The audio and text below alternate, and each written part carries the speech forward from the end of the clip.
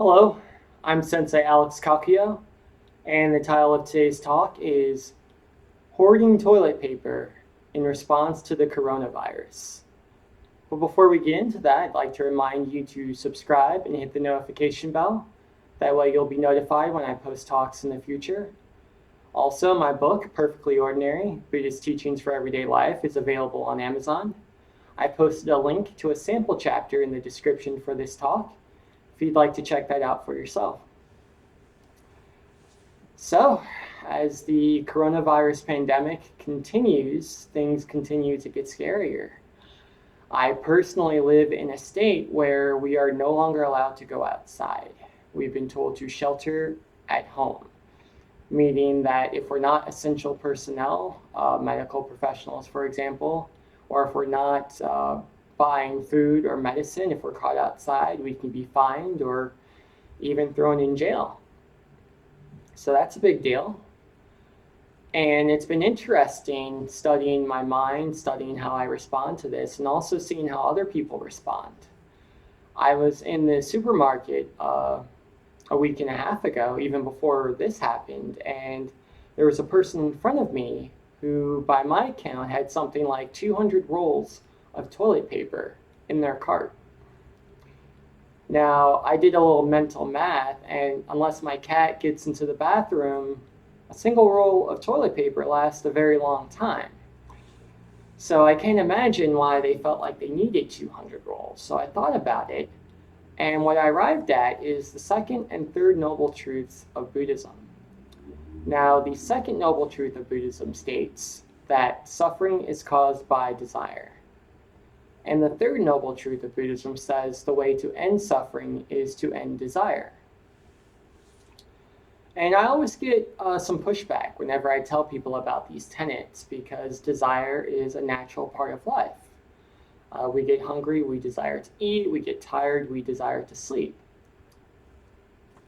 Basic stuff. But because desire is a natural part of life, that also means suffering is a natural part of life. So we start up here with something we desire, and maybe we get what we want, but it doesn't live up to our expectations, or we don't get what we want and we suffer as a result, and that leads to more desire because we want to get out of suffering, and that desire leads to more suffering, and on and on.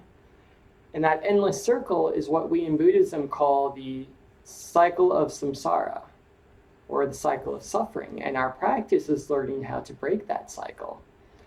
Now, the first thing we need to learn about that, however, is that there are two levels to this suffering. The first being the obvious everyday level, where we create suffering for the person who comes behind us.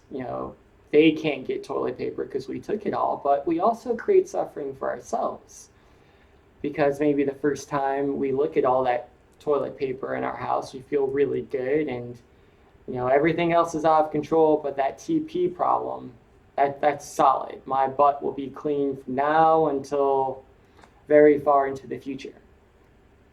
But the 10th time we look at it all, we feel a little bit less confident. And the 20th time, it's not quite so good. And by the 100th time we looked at it, we're like, why do we have all this toilet paper in the house? We want to get rid of it, right? It's taking up all the room. And it doesn't have to be TP. It could be money, it could be cars, status, sexual relationships. Depending on our personality, people like to hoard things. We like to collect things. It gives us a sense of control, a sense of ownership over our environment. And that's all fine and good, but the fact is that doesn't lead to long-term happiness for ourselves or for other people. So our practice in Buddhism is learning to stop looking to external things for happiness. Instead, we look inside. So maybe instead of buying things when we feel scared, we chant, or we meditate, or we study the sutras. And as we do these things, as we rely on our spiritual practice, as opposed to the external practice of fulfilling desire, what ends up happening is our spiritual core becomes stronger. We become more resilient because our happiness isn't lean on things that can be taken away from us, right?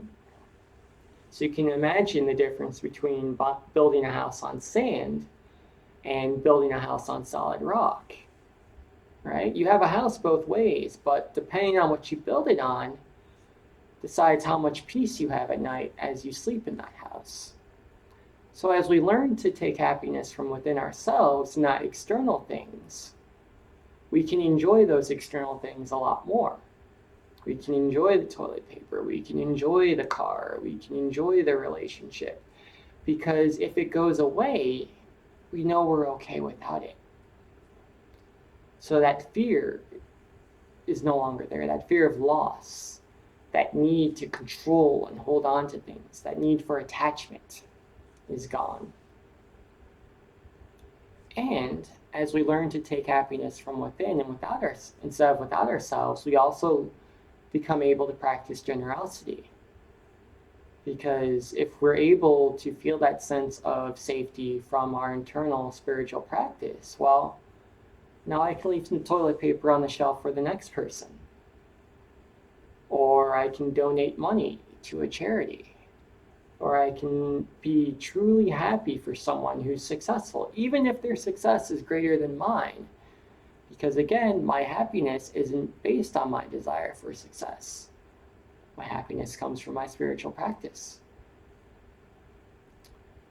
So, that's the talk for today. I hope it was helpful. If you'd like to read articles I've written about Buddhist practice, you can do that at my blog, The Same Old Zen, which is at thesameoldzen.com. You can also reach out to me if you'd like to talk more, either through email at sameoldzen@gmail.com or leave a comment below. I promise I'll respond. I love to chat with you guys. So, until next time, Amitabha.